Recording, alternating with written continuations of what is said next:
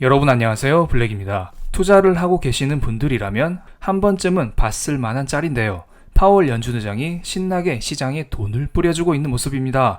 만약에 어떤 분이 최근 들어 주식 투자를 시작했었다면 무슨 말이지? 파월은 유동성을 흡수하는 아저씨 아니야? 이런 생각을 하셨겠지만 시간을 조금만 뒤로 돌려보면 이야기는 달라집니다. 여기에 파란색은 미국의 기준금리를 나타낸 것이고 검은색은 미국의 증시 차트를 나타낸 것입니다. 크게 세 가지 이벤트를 체크하면서 파월이 시장에 돈을 어떻게 뿌려왔는지 이것을 살펴보겠습니다. 때는 바야흐로 2018년 12월 달이었습니다. 이 전까지 미국에서 기준금리를 줄기차게 올려왔었는데요. 2018년 12월 달에 파월 연준 의장이 이런 말을 했습니다. 이제 기준금리가 중립금리의 하단에 왔다. 나 이제 금리를 어느 정도 다 올렸다. 이런 말을 하면서 시장을 안심을 시켰습니다. 그러자 시장이 강하게 반등하면서 전 고점을 돌파하는 모습이 나왔습니다. 그리고 2019년 중반에는 미중 무역 전쟁으로 인해서 경제가 흔들리자 파월 연준 의장이 세 차례나 금리를 이렇게 내려주면서 우리 경제가 안 좋기 때문에 내가 보험적으로 살짝 금리만 내려줄게. 이런 말을 해버렸죠. 그러자 시장이 환호하면서 더욱더 신고가를 경신해버렸습니다. 그러자 2020년 코로나 경제 위기를 뚝 맞이하면서 증시가 이렇게 폭락하자 파월 연준 의장은 제로금리, 양적 완화를 채택하면서 역사적 증시의 신고가를 기록해버렸습니다. 이렇게 파월 연준 의장은 시장이 힘들 때마다 등장해서 사람들에게 꿈과 희망을 줬었는데요. 하지만 최근 들어 물가 상승, 금리 인상과 함께 증시가 흔들리고 있습니다. 물가가 올라가니까 이러한 물가를 잡기 위해서 파월 연준 의장은 양적 긴축과 금리 인상을 할 수밖에 없는 것이겠죠. 그래서 요즘 투자자들은 연준 회의에서 파월 연준 의장의 기자회견이 있다 하면 다들 긴장하고 이를 주의 깊게 살펴보곤 합니다. 저도 파월의 기자회견이 있으면 그날 일찍 일어나서 인터뷰를 살펴보곤 하는데요. 그래서 최근에 세 차례 연준회의가 있었는데 연준회의 전후로 증시의 변동폭이 매우 큰 상황입니다. 3월 연준회의에서는 금리를 25bp 올렸었고 5월 달에는 50bp, 6월 달에는 75bp 금리를 계속적으로 올리고 있는데요. 회의를 거듭하면서 금리 인상 폭이 점점 커지고 있습니다. 그만큼 물가 상승 압력이 상당하다. 이것을 우리는 알 수가 있습니다. 지금 물가가 지속적으로 오르고 있기 때문에 증시가 쭉 빠졌다가 연준회의 직후 쭉 반등했다가 금리를 25bp 올렸음에도 불구하고 물가가 계속 오르면서 증시가 또 빠지자 연준은 또다시 50bp 금리를 올렸습니다. 이렇게 금리를 올려도 물가를 잡을 수가 없기 때문에 증시는 또 빠지는 것이겠죠. 지금까지 연준회의에 공통점이 있습니다. 이미 주가가 꽤 내려온 상태에서 연준회의가 있었습니다. 그러면 시장은 어느 정도 금리 인상에 대해서 선반영이 되었다. 이런 느낌이 들면서 연준회의 직후 증시가 반등하긴 했습니다. 세 번 연준회의 모두 주가가 내려온 다음에 연준회의가 있었다.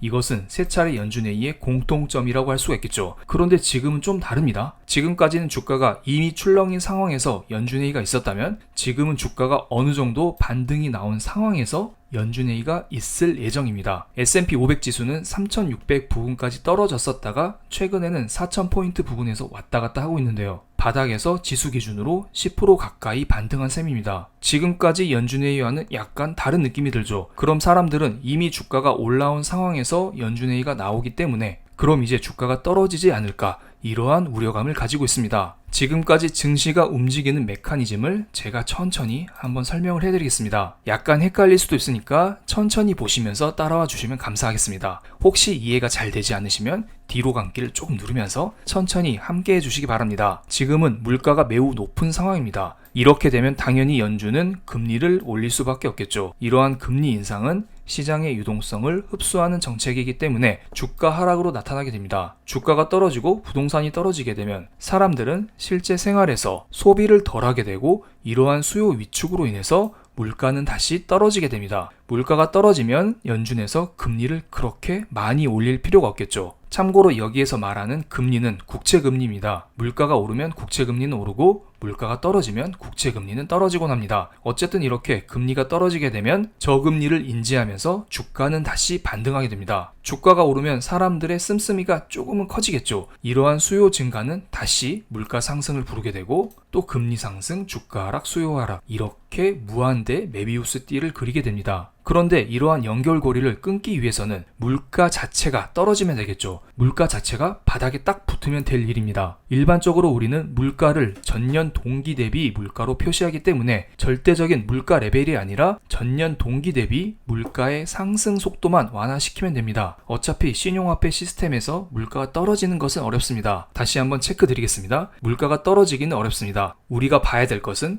전년 대비 물가 상승률입니다. 그런데 최근 들어 약간의 변화가 생기고 있습니다. 물가를 상징하는 것을 국제유가로 해보겠습니다. 그러면서 다음 차트를 한번 보겠습니다. 초록색이 미국의 나스닥 지수이고 파란색이 국제유가 차트입니다. 나스닥 지수가 오르는 구간에서는 수요 증가로 인해서 국제유가 역시 함께 오르는 모습이 나왔습니다. 최근 두 차례 나스닥 지수 반등 상황에서 비슷한 모습을 그리고 있습니다. 그런데 가장 최근 상황인 빨간색을 보겠습니다. 나스닥 지수가 바닥에서 강하게 반등하고 있지만 국제유가는 지속적으로 떨어지는 모습을 그리고 있습니다. 약간 이상하지 않나요? 제가 앞서 설명드린 주가 하락의 메비우스 띠를 약간 깨는 모습이 나오고 있지 않나요? 앞서 설명드린 메비우스 띠를 보면 주가가 상승하면 물가가 오르게 되어 있는데 지금은 주가가 상승했음에도 불구하고 물가가 좀처럼 오르고 있지 않는 상황입니다. 그래서 이번 연준회의에서 한때 100bp 1% 금리 인상 가능성도 나왔었지만 많은 연준위원들이 아니야 100bp는 무리야 75bp만 해도 상관없어 0.75% 금리를 올릴 거야. 이게 지금 시장에 컨센이 되어 있는 상황입니다. 그리고 모하메드 엘 에리언이라는 경제학자가 있습니다. 이분은 지금까지 미국의 물가가 너무 높다. 그렇기 때문에 연준은 지속적으로 금리를 올려야 된다. 이로 인하여 시장이 크게 흔들릴 수 있다. 이것을 지속적으로 경고를 하고 있었던 사람인데요. 그런데 이분이 인플레이션에 대한 기조를 약간 바꿨습니다. 첫 번째 문단을 보겠습니다.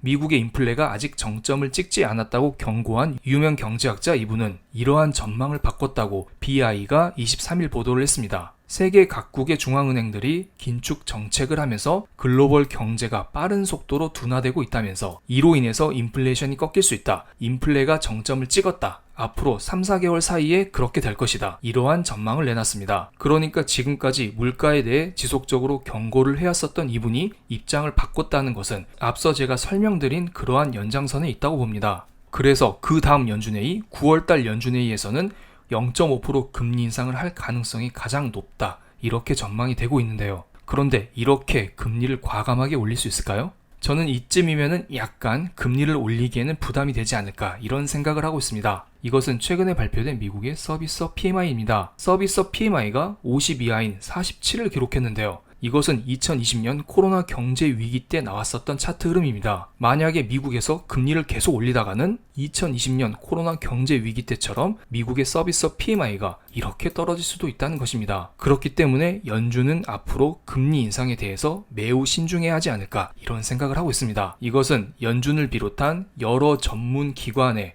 앞으로 금리 인상 전망치를 표시한 것인데요. 22년 말, 23년 말, 24년 말 각각 기관들의 금리 인상 타겟치, 전망치를 표시한 것입니다. 대부분 연준이 가장 높은 수치의 금리를 타겟팅하고 있습니다. 특히 23년도를 볼까요? 연준만 유일하게 22년 대비 금리를 올린다에 베팅을 하고 있습니다. 다른 기관들은 2023년도에는 오히려 금리를 내릴 수 있다. 이러한 예상을 하고 있습니다. 물론 월스트리트 저널 컨센도 약간은 금리 인상을 예상하기도 합니다. 어쨌든 7월 연준회의가 열리기 이전 지금 상황에서 연준은 강력한 금리 인상을 주장하고 있습니다. 다른 기관과 달리 연준은 실제로 금리를 올리는 기관입니다. 만약에 연준이 여기에서 금리를 그만 올린다 이렇게 말하게 될 경우에 지금 잠잠하던 인플레가 다시 한번 고개를 들고 시장은 파멸적인 인플레 상황에 처할 수 있기 때문입니다. 그렇기 때문에 파월 연준의장은 지금 매우 심각한 고민에 빠져 있는 상황입니다. 참고로 이거 코 파는 거 아닙니다. 고민에 빠진 표정입니다. 여기에서 금리를 적당히 올리겠다는 식의 발언을 해볼까? 그런데 혹시 그러다가 물가가 다시 오르는 거 아니야?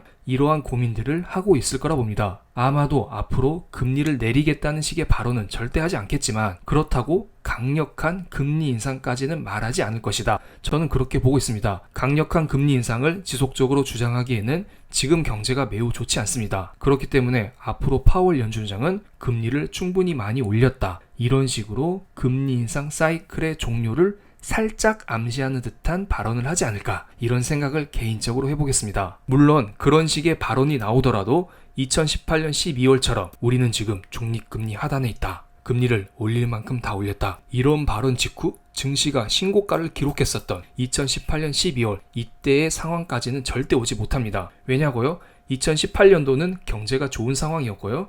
지금은 경제가 그렇게 좋지만 않습니다. 모든 지표들이 40년 만에 블라블라, 50년 만에 블라블라 뭐 이런 게 되게 많잖아요. 그만큼 경제가 매우 안 좋은 상황 속에 연준의 덜 매파적인 발언은 베어마켓 랠리를 조금 더 연장해 갈 수 있는 계기가 되지 않을까 이런 생각을 하고 있습니다. 그리고 연준회의가 끝난 다음날 미국의 2분기 GDP 발표가 있습니다. 애틀란타 연은은 GDP 나우를 통해서 미국의 2분기 GDP 역시 역성장을 한다고 발표를 하고 있고요. 이렇게 되면 두 개 분기 연속 역성장을 보이면서 미국 경제는 기술적으로 경기 침체에 빠지게 됩니다. 그런데 블룸버그에서는 미국의 2분기 GDP가 0.5% 플러스가 나온다 이렇게 예상을 하고 있고요. 만약에 미국의 2분기 GDP가 플러스가 나오면 이는 증시에 큰 호재가 되겠죠. 그런데 최근에 한국에 왔었던 옐런 재무장관은 최근 주말에 이런 말을 했습니다. 현재 한 달에 40만 개 일자리를 신규 창출하고 있기 때문에 만약에 이번에도 마이너스 GDP 성장률을 기록할지라도 이것은 경기 침체가 아니야. 일자리가 이렇게 늘어나는 경기 침체가 어딨어? 너네 본 적 있어? 이런 말을 하고 있습니다. 그렇기 때문에 이번에 2분기 GDP가 마이너스가 나올지라도 시장에 큰 악재가 되진 않을 것이고요. 만약에 플러스가 나오게 되면 시장에 큰 호재로 인식이 되지 않을까 이런 생각을 하고 있습니다. 그리고 더욱더 중요한 지표가 GDP 발표 그 다음날 또 있습니다. 미국의 PCE 물가지수인데요. 미국의 소비자 물가지수 CPI만큼 중요한 물가지수 지표입니다. 지금 인플레가 피크를 쳤다고 이야기를 하고 있는데요. 만약에 이날 발표되는 PCE 물가지수가 높게 나오게 된다면 이거 너네들 사기친 거 아니야? 무슨 인플레 피크야? 이런 이야기가 나오면서 증시가 훅 아래로 꺼질 수가 있습니다. 그런데 지금까지 봤었던 여러 자료와 함께 이것이 현실화되면서 PCE 물가지수 상승폭이 약간 완화되는 모습이 나오게 된다면 베어마켓 랠리가 이어질 수 있지 않을까 이런 생각을 해보겠습니다. 그럼 오늘 영상 여기에서 마치겠습니다. 감사합니다.